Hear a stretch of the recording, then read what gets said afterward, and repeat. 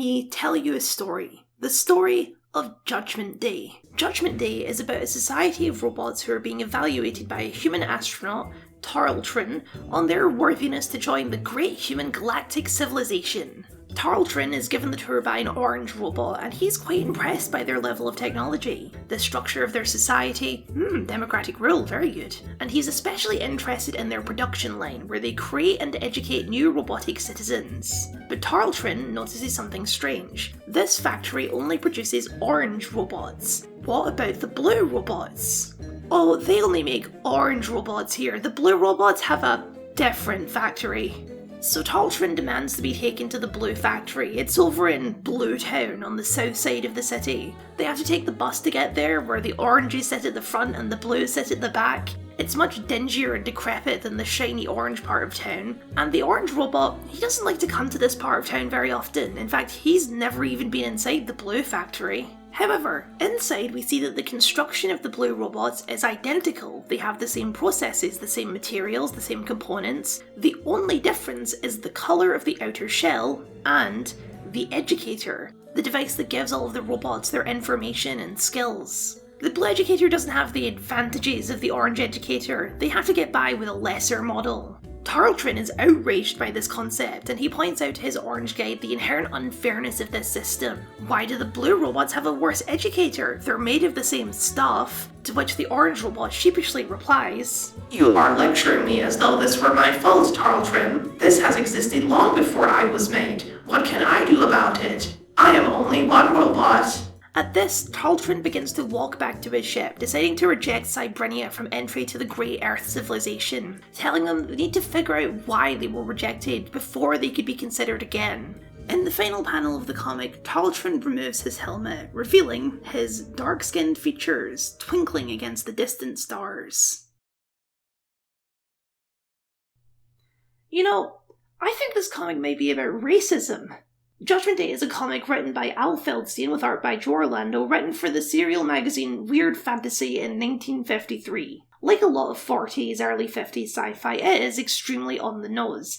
Feldstein has a point that he wants to get across to the audience, and he's doing it in the most blunt way possible, using the abstraction of sci-fi to point out the absurdity of racism and segregation. That's not a dig. I quite like Judgment Day. I think it's a particularly sharp bit of social commentary that holds up as well today as it did 70 years ago. Racism is fundamentally absurd, but it's also complicated.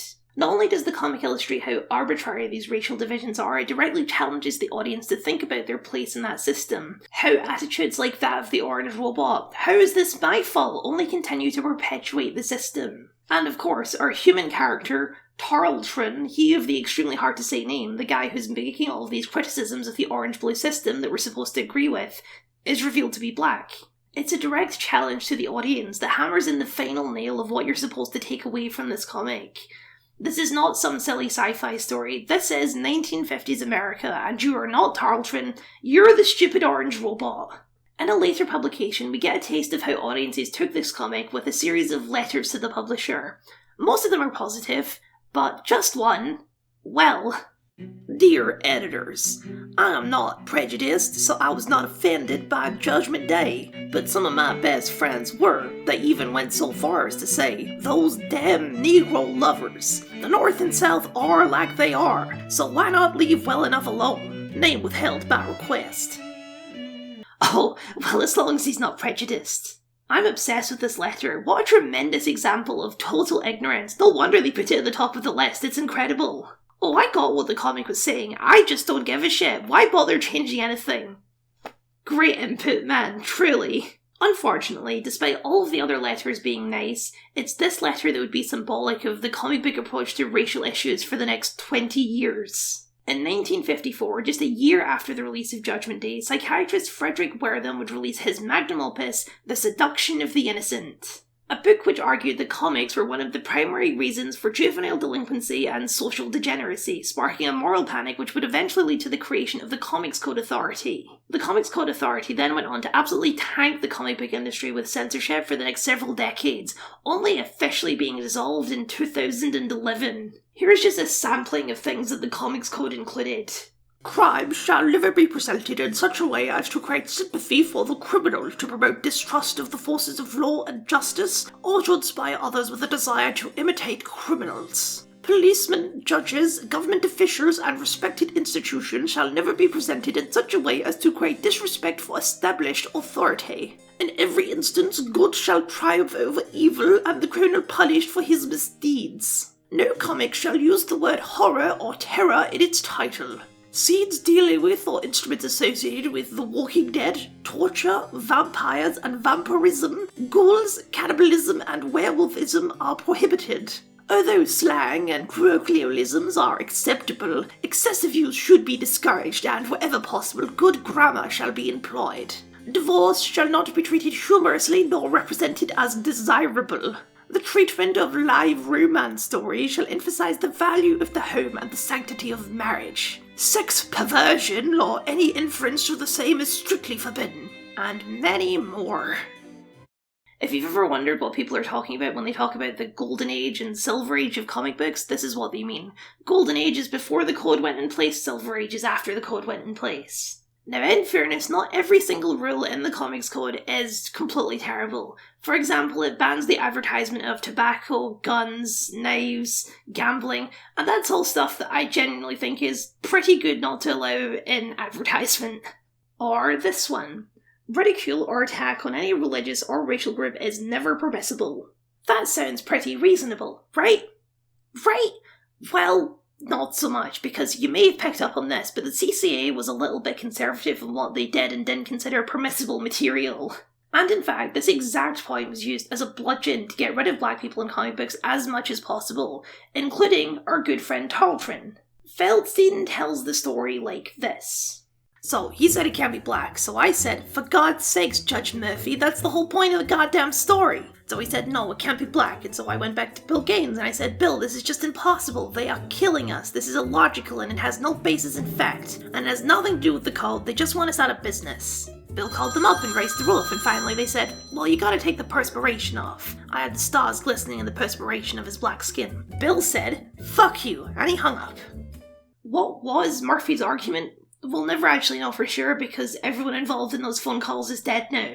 But with the sweat thing in particular, he was probably using this line to argue that the stars on the guy's face was somehow mocking black people, which, obviously it wasn't, but that's not the point. The point was getting rid of black people. They did eventually manage to get the comic republished without any changes, but it was a short-lived victory. EC had to stop publishing comics entirely by 1956 because they could no longer sustain the business under this relentless censorship. And that's the story of Judgment Day.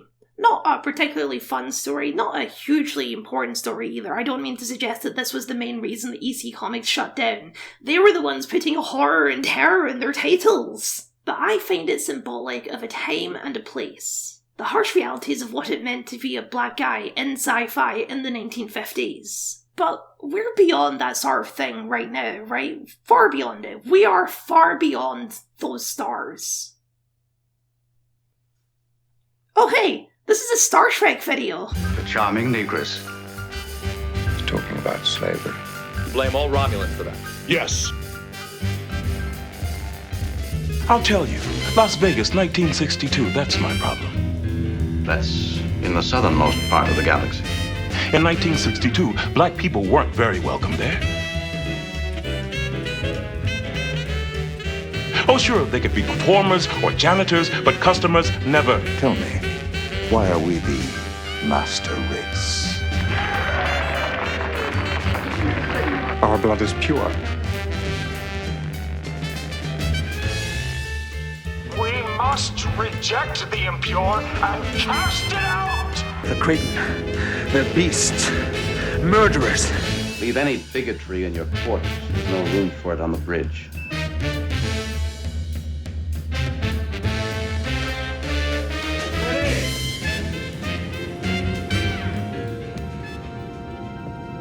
Catch the game? What?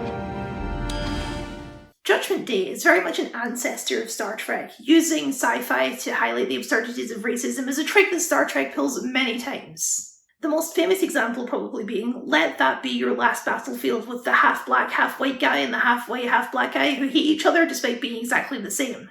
I am black on the right side.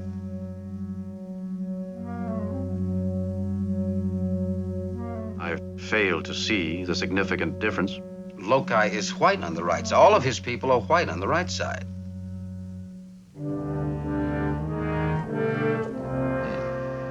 It's extremely rare for Star Trek to tackle any of these issues without that sci-fi abstraction. The core setup of Star Trek is that this is a time period where humanity no longer has any social issues. There is no sexism, no racism, no homophobia, no transphobia. We've moved beyond all of those things. These issues still exist within the Star Trek universe, but they are always an external force, something that the crew is encountering. Not something that's happening between the human characters, because they're so enlightened that such things wouldn't even occur to them. And don't get me wrong, this is, in its own equally important way, fighting racism. Nichelle Nichols, who played Uhura in the original series and movies, has talked many times about how it was Martin Luther King Jr. himself who told her that she had to keep doing Star Trek because she was doing important work. Showing a black person on television being treated the way that all black people should be treated. Equally. Debatable, Dr. Martin Luther King Jr. Uhura wasn't exactly treated equally to all the white men on the show. In fact, she's an extremely underutilized character. But still, it was an example to point to and say, this is what we are fighting for. However, this approach also has problems.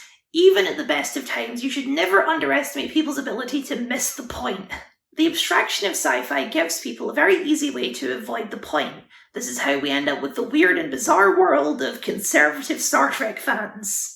How do you miss the point of Let That Be Your Last Battlefield? It's literally a black and white morality lesson. Well, it's easy. The episode presents racial prejudice as an issue that someone else has to deal with. Not the Federation / America / whatever country you're watching from where things are perfect and anyone fighting for change is just a radically extremist. This is an inherent problem with metaphors as a rhetorical tactic. Metaphors are open to interpretation, and someone's interpretation can easily be different from the author's intended interpretation. Another example of this in Star Trek is what's called a persecution flip. In the TNG episode Angel 1, the Enterprise travels to a planet where the women are bigger and stronger than the men and rule over them oppressively and sexistly. Eventually, the crew of the Enterprise ends up getting wrapped up in a conflict for men's rights on the planet. Mr. Data will need access to your library. Our library is far too sophisticated for a man to comprehend. Me and you can both see what is happening here. The episode is taking the traditional dynamics of sexism and inverting them to make a point about equality. Not so fun when you're on the receiving end, is it, mate? Unless you're Will Riker. But an actual sexist doesn't perceive this episode in the same way. They see this depiction of an oppressive matriarchal society and say, yeah, this is exactly what the feminazis want. The metaphor is lost in the fact that some people just believe that the absurd metaphor is reality. When metaphors fail, sometimes the only thing you can do if you want to explore an issue is to actually explore the issue. Or, as we in the business call it, Deep Space Nining it. Far Beyond the Stars is one of the best episodes in the entire Star Trek franchise. It's also one of the weirdest because in a very real way, it's not an episode of Star Trek at all. It starts as a Star Trek episode and it ends as a Star Trek episode, but for the most part, it's an episode of a show about the 1950s pulp novel industry. Here's how it goes. Captain Benjamin Sisko starts having strange hallucinations and eventually passes out, waking up in 1953 as a sci-fi novelist named Benny Russell. This isn't a typical dream situation. Benny Russell has no memory of being Sisko, he's lived his own life with his own memories. Far Beyond the Stars works on many levels, but the first level is the most unexpected considering the heavy subject matter we've been talking about so far. Which is that the episode is fun. Every character in 1953 is played by one of the actors from the actual show, most of them playing extremely against type for their characters on the show, which is especially fun for the actors who are usually in alien prosthetics. Michael Dorn, who plays Worf, the stoic, grumpy Klingon warrior, in this episode plays Willie Hawkins, a baseball star and a shameless flirt. This element of the episode makes the first half like a little game, to see where each actor is going to pop up and how they fit into this new world. To be clear though, it's not a jokey kind of fun. Another one of my favourite episodes, that's not high praise, half of Deep Space Nine is one of my favourite episodes, is Our Man Bashir, where the crew gets stuck acting out a James Bond parody in various roles. Welcome to paradise, Mr. Merriweather. I believe you've been looking for me. My name is Hippocrates. Noah.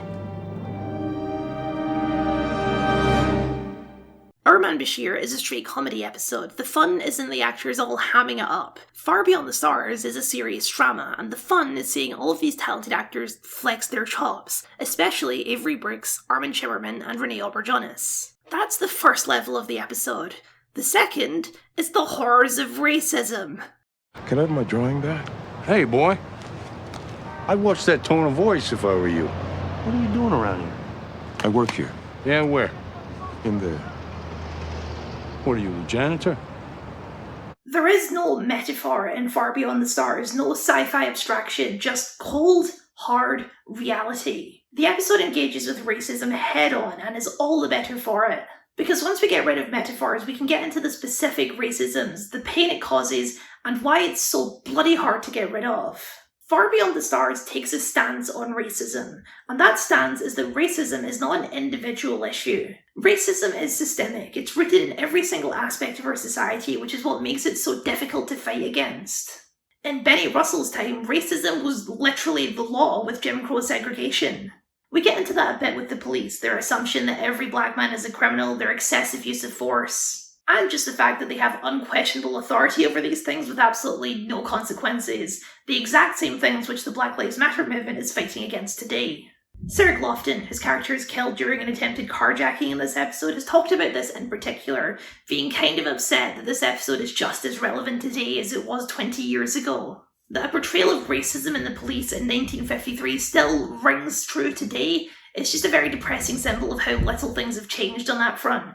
But police brutality is not the main theme of this episode, it's more of a fact of life for Benny Russell. His main struggle is trying to get his story published, the story of Deep Space Nine. When inspiration strikes, Benny writes the story of Deep Space Nine, a space station in front of a wormhole with a shape-shifting constable, a bumpy-nosed major, a lady with a worm in her belly, and, of course, a black captain, Benjamin Sisko. This is the third level of the episode, which is that the episode, while being about racism in the 1950s, is also about Deep Space Nine itself, an interrogation of its own creation. The villain of the episode, if he can really be called that, is Benny's editor, Douglas Pabst. Everyone in the office agrees that Deep Space Nine is a great story, one of the best they've ever read, even Pabst, but he refuses to send it to the publisher as long as the captain is black.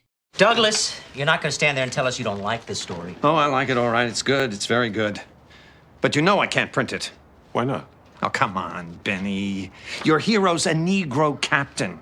The head of a space station, for Christ's sake. What's wrong with that? People won't accept it. It's not believable.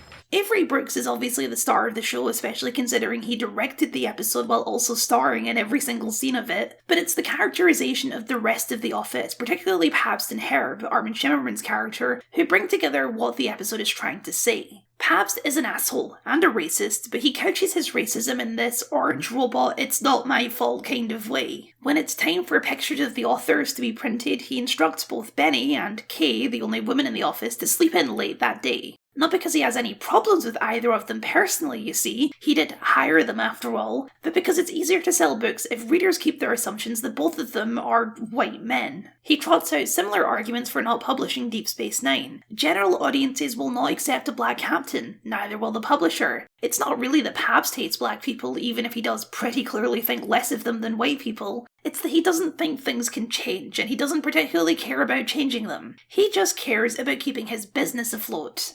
Look, Benny, I am a magazine editor. I am not a crusader. I'm not here to change the world. I'm here to put out a magazine. That's my job. That means I have to answer to the publisher, the national distributors, the wholesalers, and none of them are going to want to put this story on the newsstand. For all we know, it could cause a race riot.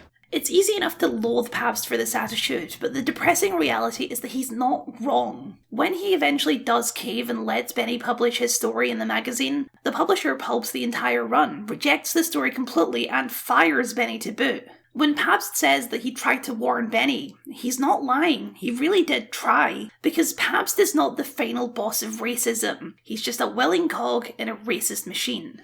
What really helps all of this land is the reaction of everyone else in the office. They're not happy about it, but they're not exactly doing anything to help either. The only person who actually speaks out against Pabst is Herb, and Herb is especially interesting because he's intended to be a critique of white-collar academic socialists like me. Herb puffs up his chest and gets outraged whenever Pabst is racist towards Benny. He gets angrier about it than Benny does. But that's all he does. He yells about it, but he's not the sort of guy to put his money where his mouth is and commit to anything beyond a shouting match with his boss. A shouting match which the episode explicitly demonstrates is not any different than the kind of arguments they have about the donuts being stale. Herb likes to argue more than he likes to make an actual difference. What's insidious about racism is that it is unconscious. Even among these very bright and enlightened characters, a group that includes a woman writer who has to use a man's name to get her work published, and who is married to a brown man with a British accent in 1953, it's perfectly reasonable to coexist with someone like Pabst. It's in the culture. It's the way people think.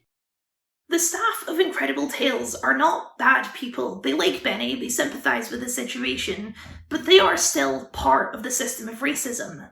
They're arguably in a better position to do something about it than Benny is, but they're not going to do that because they all still passively benefit from that system. Colin Meaney's character, Albert, is intended to be a loose adaptation of the real-life author Isaac Asimov. This does lead to a hilarious moment where Pabst praises Albert for not making any statements in his work. He just writes about robots, because of course robots can never be a stand-in for anything, especially not in the works of Isaac Asimov. However, there is another particularly interesting story regarding Isaac Asimov that's worth discussing. In his essay, Racism in Science Fiction, Samuel R. Delany discusses the first time that anyone in the science fiction community ever called him a Negro, and it was Isaac Asimov. It was at a fancy liberal awards show in 1968, following a not quite racist but clearly very targeted speech by another member about how the institution had been taken in by pretentious literary nonsense. Right after that, Delany went on to win his second award for the night for his short story I and Gomorrah. He describes the moment like this. I received a standing ovation, though I was aware it was as much in reaction to the upbraiding of the naysayer as it was in support of anything I had done. I walked back down toward my seat. I felt a hand on my other sleeve, and I turned to Isaac Asimov, who I'd met for the first time at the banquet the year before, sitting on the other side and now pulling me toward him. With a large smile, wholly saturated with evident self-irony, he leaned towards me to say, "You know, Chip, we only voted you those awards because you're Negro." I smiled back. There was no possibility he had intended the remark in any way seriously, as anything other than an attempt to cut through the evening's many tensions. Still, part of me rolled my eyes silently to heaven and said, "Do I really need to hear this right at this moment?" and returned to my table. The way I read his statement then, and the way I read it today, indeed anything else would be a historical misreading, is that Ike was trying to use a self-evidently tasteless absurdity, he was famous for them, to diffuse some of the considerable anxiety in the hall that night. It is a standard male trope, needless to say. I think he was trying to say that race probably took little or no part in his or any of the other writers' minds who had voted for me. But such irony is cut in several directions. I don't know whether Asimov realised he was saying this as well, but as an old historical materialist, if only as an afterthought, he must have realised that he was saying too, no one here will ever look at you, read a word you write, or consider you in any situation, no matter whether the roof is falling in or the money is pouring in, without saying to him or herself, whether in an attempt to count or to discount it, Negro. The racial situation, permeable as it might sometimes seem, and it is, yes, highly permeable, is nevertheless your total surround. Don't you ever forget it. And I never have. I agree with Delany. There's absolutely no way that Asimov was being serious. He was making a joke. A joke in very bad taste, yes, but he was being sarcastic. Isaac Asimov was a pretty progressive dude. But even being a progressive, anti-racist sort of guy doesn't make you immune to racism. Asimov meant no ill intent with his comment, but the fact that he felt comfortable saying it at all is symbolic of a much larger problem. Like a lot of people my age, I was basically taught in school that racism was over. That in the 1960s, this dude called MLK Jr. came along and solved racism forever and it's not a problem anymore. This is called colorblind education, and I understand why I was taught this way. The basic idea is fundamentally optimistic. If we don't teach kids about racism, then they won't be racist. Racism is not an inherent problem, it's a product of socialization. The problem with this is that it's built on the assumption that racism is an individual problem, that we can solve racism by ignoring it, that racism will go away once all of the racists go away. But that ignores that racism is systemic. Our modern society is built atop the same systems that fired Benny Russell. Western society was built on the back of slavery. Just because you're not racist doesn't mean that you don't passively benefit from racist systems. Slavery may be gone, but its effects linger to this day. At the time Delaney won that award, he was the only black man in the room, and is still to this day probably the most famous black sci-fi author ever. I think most people would struggle to name another. In fact, I think most people would name a bunch of white dudes before they got to Samuel R. Delaney if this poll on Discover Sci-Fi is anything to go by. According to this, the top sci-fi authors of all time are 9 white dudes and 1 white woman, and this is not an isolated result for this sort of thing. Why? Are people of colour worse writers? Do they not like sci-fi? No, of course not. Those are simple answers to a complicated question. The truth is, the game was rigged from the start. Benny's experiences are based on reality. We don't know the identity of hundreds of pulp novelists because they were told to remain anonymous for the exact reasons Pabst gives in the episode. A racist America wouldn't accept them. In that environment, it's no wonder that so few black authors made it to the spotlight. Delaney is an outlier, and as long as he's an outlier, his race will always matter, whether he likes it or not. Just like Benny, he will never just be a sci-fi author, he will always be a black sci-fi author. That's not to say we should ignore race, that's to say that we can't ignore race. For as long as people of colour remain this underrepresented in sci-fi, it's something that we need to draw attention to and work to correct. Editors and writers need to be alerted to the socio-economic pressure on such gathering social groups to reproduce inside a new system by the virtue of outside pressures. Because we still live in a racist society, the only way to combat it in any systematic way is to establish and repeatedly revamp anti-racist institutions and traditions. That means actively encouraging the attendance of non-white readers and writers at conventions. It means actively presenting non-white writers with a forum to discuss precisely these problems in the con programming. And it means encouraging dialogue among and encouraging intermixing with the many sorts of writers who make up the sci-fi community. I'm going to be more fair to conservative Trek fans than is maybe fair, but I think that missing the progressive themes of Star Trek is a product of this idea that we should ignore race. A progressive sees the Federation of Star Trek, where racism, sexism, etc. has all been eliminated as aspirational, something we can work towards. A conservative sees this as a representation of what we already have. They've been taught that racism is a thing of the past and see movements like Black Lives Matter as reinserting racial issues that have already been resolved. After all, the entire basis of conservative politics is that things are, or at least were, good, and any radical change is dangerous. It's often said that Deep Space Nine exists to challenge the ideals of Star Trek, and this is exactly why that's necessary.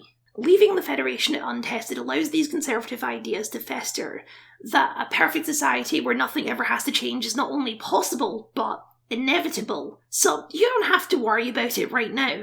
You can just sit back and let perfection happen naturally. But Far Beyond the Stars forces us to face head-on that Star Trek is not real. Star Trek is a dream. Pabst was being a dick when he told Benny that he doesn't want to be a Crusader, but frankly, neither does Benny. Benny doesn't want to make a statement, he doesn't want to be a hero. Benny, more than anything else in his life, wants to be a writer. He wants to tell stories. He didn't write Deep Space Nine as a statement, he wrote it because he was passionate and full of creativity and ideas. It just so happens that those ideas are not tolerated in the society he lives under. The most famous scene in the episode is right after Benny gets fired. He's also by this point been very badly beaten by the police to the point of needing a cane to walk, and he just breaks down. The camera lingers as he starts yelling incoherently about his story, how no matter what the world throws at him, they can't take away an idea. That picture, I created it, and it's real! Don't you understand? It is real! I created it, and it's real! It's real! Oh, God! It's not a coherent argument. It doesn't really need to be. That's not the point. Society has won. It has beaten Benny Russell into the ground, and there's not a goddamn thing he could have done about it. He tried all his life to keep his head down and accept that things are like they are, and the minute he tried to do something beyond that, he was destroyed. Within the actual narrative of the episode, this is the point of Sisko's visions. At the beginning of the episode, he is considering resigning from his post. The stresses of the job are getting too much for him. Benny's story serves as a reminder of what it means that he even has that choice. Benny didn't want to fight either, but Benny never got that choice. Sisko does have that choice, and Sisko is a fighter. He owes it to Benny to keep up that fight, but that's hardly the actual point of the ending. In his last scene, Benny is told that he is the dreamer and the dream, and in the last scene of the episode, Sisko ponders that. But I have begun to wonder. What if it wasn't a dream? What if this life we're leading, all of this, you and me, everything, what if all of this is the illusion? This is the closest, at least outside of Lower Decks, that Star Trek has come to breaking the fourth wall, at least that I can remember. And unlike Lower Decks, it's not a joke. Sisko is looking directly at the audience and asking if he is a fictional character. And he is. He is a dream. This life he lives of equality and harmony, where it's not unbelievable that he could be captain of a space station. That is the illusion, and Benny Russell is the reality. You can take that completely literally if you want to. Is all of Star Trek really the imagination of Benny Russell? The truth might shock you. Ira Steven Behr, the showrunner of Deep Space Nine, actually wanted the entire show to end that way, with the curtains coming up and Benny Russell walking around the sets of the show, but that idea was vetoed for, I think, pretty obvious reasons. Like, what about TNG, my dude? But still, isolated from any lore concerns, it is an incredibly powerful ending, evocative of the end of Judgment Day. A direct challenge to the audience about what it is that you're watching. Are you really going to sit there and pretend that the way that Benjamin Sisko is treated in his world is the same as the way that Avery Brooks is treated in this one? What we left behind is a lovely documentary full of fun interviews with the cast and a celebration of Deep Space Nine. It doesn't really linger on any of the issues with the production, but I suppose that's to be expected with a victory lap. There are a few moments though where the mask slips and you get a hint of something not so celebratory. One of these, for me, is when they're talking about Sisko's dramatic appearance change between seasons 3 and 4, when he was finally allowed to shave his head and grow out the goatee. This is what Avery Brooks pretty much always looks like before and after the first 3 seasons of Deep Space Nine, and apparently he hates having hair. There's this wonderfully revealing little moment in the documentary where Kevin McCluggage, former chairman of Paramount, says that they didn't want him to have that look on the show because it looked too street. I do think going in, particularly given that he was coming off of Hawk and we were also in the 24th century, that we thought it would be a mistake to go, for lack of a better term, street. What do you mean by street, Carrie? Do you want to elaborate on that? In a strange way, Far Beyond the Stars is another case of Ira Steven Behr taking a victory lap. Not a completely undeserved one, though. Because the thing about these corporate choices, these concerns that audiences won't accept black characters, is that they're almost always wrong. Guess what happened when they finally let Sisko shave his head? Everyone loved it and agrees that he looks way better. Deep Space Nine itself is the proof that people will accept and even celebrate a black protagonist in sci-fi. Isn't that sort of what the end of Far Beyond the Stars is saying? Look, we made Deep Space Nine and Pabst was wrong. Pabst is usually wrong. The most high-profile example of black sci-fi ever is the movie Black Panther. A movie which then Marvel chairman Ike Perlmutter fought against for years and prevented from getting made because of the same old arguments about how people won't accept a black hero. And then it made $1 billion, so that's a big old L for that slimy weirdo Ike Perlmutter. I think that's a fair reading. Let Ira have his medal, but I think there's also another one, a more cynical one. After all, Benny Russell is both the dreamer and the dream. Because the reality is, Benny Russell did not create Deep Space Nine. These guys did. Stories like Judgment Day and Let That Be Your Last Battlefield demonstrate two truths to me. One is that the idea of something or someone being of their time as an excuse for racism is bullshit. These are both stories written by white American men about how racism is bad during a time period that was overwhelmingly racist. A lot of white people did actually understand that racism was bad, which is why it's misleading to give others a pass just because you like their work. The second is that even within the niche field of anti-racist sci-fi, white dudes still dominate the scene. Far Beyond the Stars was directed by Avery Brooks, but it was written by Ira Steven Behr, Hans Beimler, and Mark Scott Zicree. Avery Brooks directed it because they asked him to. Even the most progressive and genuinely important pieces of representation of black people in science fiction are the creations of white authors. Even Black Panther, for all its love and care for African cultures, is a character created by 2 white guys. I think Deep Space Nine understands this, that it's a bit more than just telling the stories of black people. It won't be true equality until people of colour are able to tell their own stories without needing some old white guy's permission. I'm not saying white people shouldn't talk about racism. I mean, duh. I think we have to talk about it, otherwise nothing will ever change. But what we do need is a little bit of perspective. We can admire all that Far Beyond the Stars accomplishes while still acknowledging that it is the product of a white supremacist system, that it only exists because white people wanted it to exist. That's not true equality.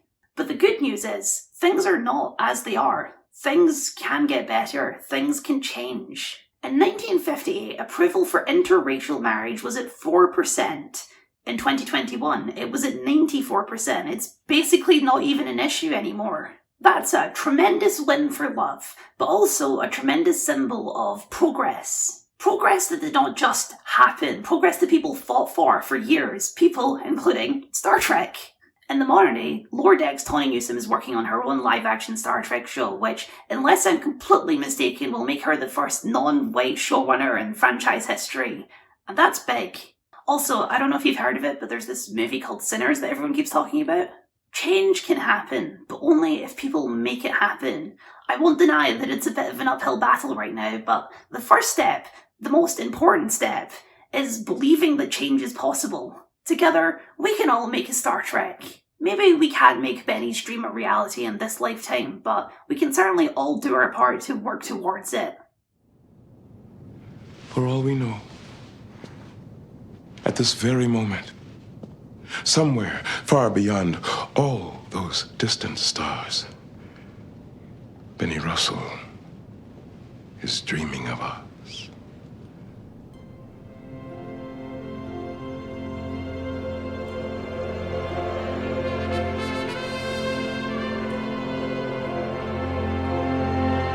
Thank you for watching, and a very special thank you to my wonderful patrons for your continued support. This time I'd like to give an extra special thank you to Yogi the Gay Panuki, who just joined at my $20 tier. You're an absolute legend. I don't know what a Panuki is, but you're the best one, I assume. So thank you very much for being a patron. It means so much to me. If you'd like to join Yogi or any of these other wonderful people, then please consider joining up, as well as a like, comment, share, subscribe, and smash the bell. I've covered Star Trek a lot on this channel previously, as you may be able to tell I'm a bit of a fan of the franchise. So, for something positive, you can find this video about the final episode of TNG up here, or for something negative, here's a video about Section 31.